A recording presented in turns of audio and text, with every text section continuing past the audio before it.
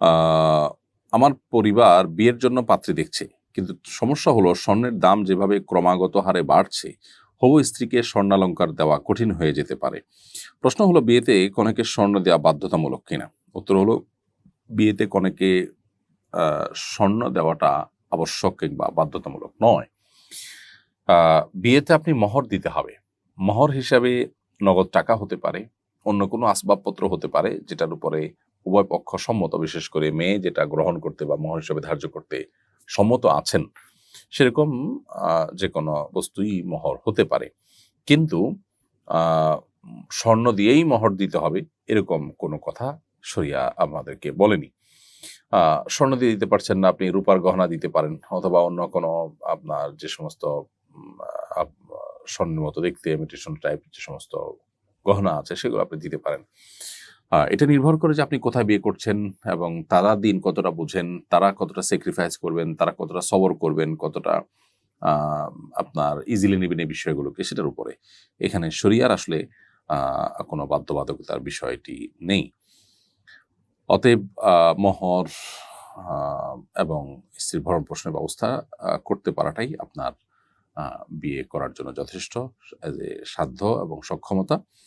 এর বাইরে আপনার স্বর্ণ কিনতে হবে সেরকম সক্ষমতা থাকতে হবে, এটা বাধ্যবাধকতা নেই। আমাদের সমাজে অবশ্য স্বর্ণ ছাড়া বিয়ে হয় না, মানুষ কল্পনাও করে না।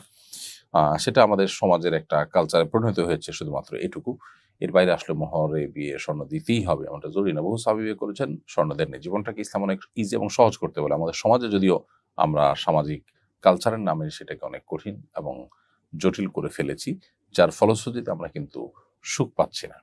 মানসিক সুখ এবং শান্তির জন্য মানুষের চাহিদাগুলোকে কমিয়ে ফেলা এবং সহজ সরল জীবনযাপনের দিকে মানুষ যাওয়ার সিদ্ধান্ত গ্রহণ করা, এটা খুবই গুরুত্বপূর্ণ।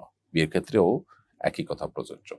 যতই আমরা উন্নত করি না কেন এবং এটাকে যতই আমরা ডেভেলপ করি না কেন, দিন শেষে এটা আমাদের কখনো প্রকৃত সুখ বা শান্তির কারণ হতে পারে না।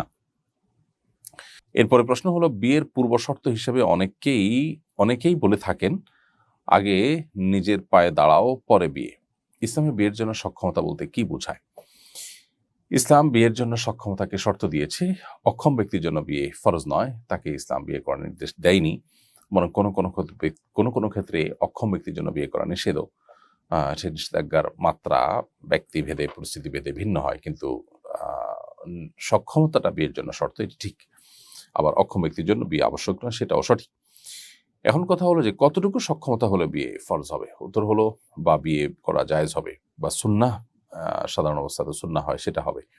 এর উত্তর হলো যে বিয়ে করার বিধান প্রযোজ্য হবে বা বর্তাবে যখন কেউ স্ত্রীর মোহরের পাশাপাশি স্ত্রীর ডাল ভাত জোগাড় করার মতো সক্ষমতা যখন তার থাকবে, আর্থিক সক্ষমতা এবং শারীরিক সক্ষমতা তার কাছে থাকবে, তার জন্য বিয়ে করা বিধানটি তার জন্য প্রযোজ্য হবে। স্বাভাবিক অবস্থা বিয়ে করা তার জন্য সুন্নাহ হবে, আর বিয়ে না করে তিনি গুনাহে লিপ্ত হতে পারেন, এরকম পরিস্থিতিতে তার জন্য বিবাহ করাটা আবশ্যক হবে। কিন্তু শর্ত হলো দিন শেষে তার কাছে সক্ষমতা থাকা, এবং সক্ষমতার মানে হলো স্ত্রীর মোহর এবং স্ত্রীর ভরণ পোষণের জন্য মিনিমাম যে ব্যবস্থাপনা করার প্রয়োজন ততটুকু করতে পারে। এখন আমাদের সামাজিক স্ট্যাটাস মেনটেন করতে গিয়ে দেখা যায় আমাদের অনেক টাকা পয়সা হওয়া ছাড়া আমরা নিজের পায়ে নিজে দাঁড়াতে পেরেছি বলে নিজেদেরকে মনে করি না। এর ফলশ্রুতিতে বিয়ে বিলম্ব হয় এবং যার থেকে নানাবিধ অনাকাঙ্ক্ষিত পরিস্থিতি তৈরি হয়। আজ জেনার যে সয়লাভ হচ্ছে, বিবাহ বিলম্ব হওয়ার কারণে সেটি সবচেয়ে বেশি হচ্ছে।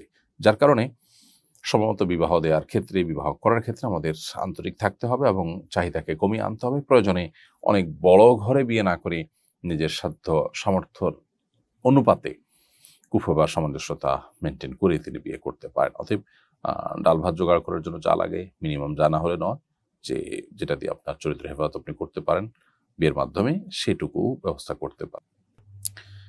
এরপরে প্রশ্ন হলো, ইদ্যত অবস্থায় চিকিৎসার জন্য হসপিটালে যাওয়া যাবে কিনা? উত্তর হলো যে কোনো নারী ইদ্যত পালনরত অবস্থায় যদি ডাক্তারের কাছে যেতে হয়, হসপিটালে যেতে হয়, অ্যাডমিটও হতে হয়, তাহলে সেটা তার জীবন রক্ষার প্রয়োজনে বা সুস্থ থাকার প্রয়োজনে জায়েজ আছে। এর বাহিরে বিশেষ করে স্বামী মারা যাওয়ার পরে যখন কেউ ইদ্যত পালন করে, সেই ইদ্যতে তার বাসা বাইরে আপনার সফর করা বা ঘুরতে যাওয়া, এমনকি ওমরা বা অন্য কোনো আমলের জন্য যাওয়া জায়েজ নয়, বরং তিনি ঘরে অবস্থান করবেন। কিন্তু চিকিৎসার জন্য তিনি বাইরে যেতে পারেন।